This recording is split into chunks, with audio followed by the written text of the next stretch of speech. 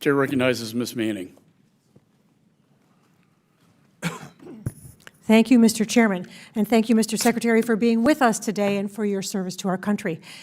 Mr. Secretary, we are experiencing a frightening global rise in anti-Semitism, including violent attacks against Jews and Jewish institutions, the spreading of conspiracy theories online, the scapegoating of Jews for the pandemic, for a wide variety of problems, and greater peril for Jews around the world.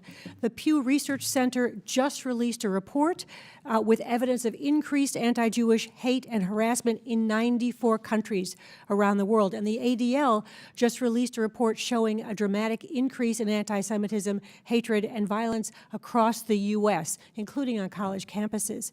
We have in our special envoy to monitor and combat anti-Semitism, Ambassador Lipstadt, a highly qualified and highly motivated person who has embraced her job and traveled around the world.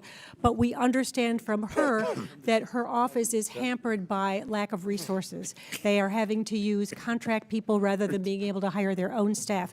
So I'm asking for a commitment from you to evaluate whether additional funding is needed for her office, as we have requested, a number of us have requested in a letter, to increase the resources for that office to work on this critical issue.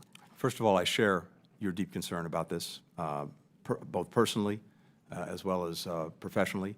Second, Ambassador Lipstadt is extraordinary. We're very fortunate to have her, the leading expert of her generation on the question, and she's doing a remarkable job. Third, yes, we'll certainly look to make sure that the resources are there for her to do her job as effectively as she can.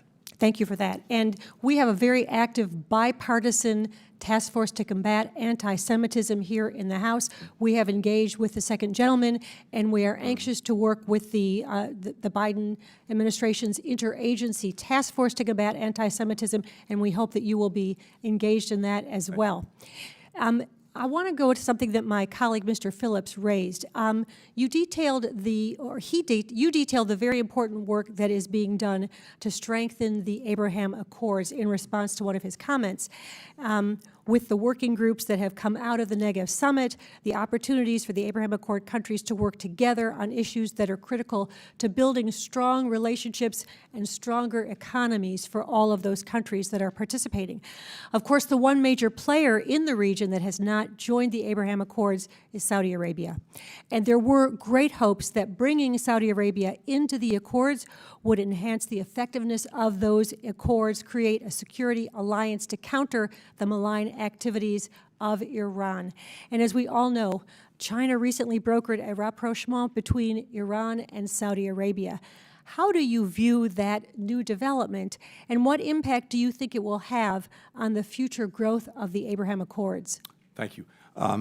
First, as you know, Saudi Arabia and Iran have been talking for several years about seeing if they could restore their diplomatic relations. Those relations were cut off, I think, back in 2016, when Saudi Arabia put to death a prominent Shia cleric, and then there was an attack on the Saudi embassy in Iran. No surprise, diplomatic relations were suspended. So they've been talking in Oman, they've been talking in Baghdad.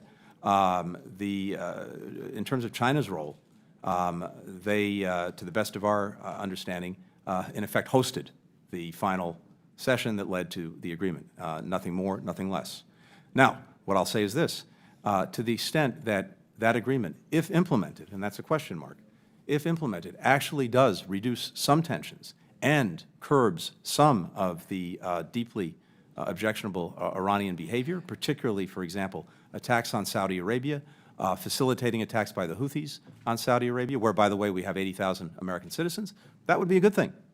And countries around the world, to include China, if they act responsibly in trying to help bring countries together to lessen tensions, reduce conflict, that's a good thing. As I said, I have some questions about whether this will be implemented, but if it is, that will be a modest gesture. Now, on the Abraham Accords, I don't think it affects them, which is to say that we are very focused both on deepening the accords among the existing participants and broadening it. And of course, Israel makes no secret that it hopes that Saudi Arabia would sign on at some point, and that remains an objective.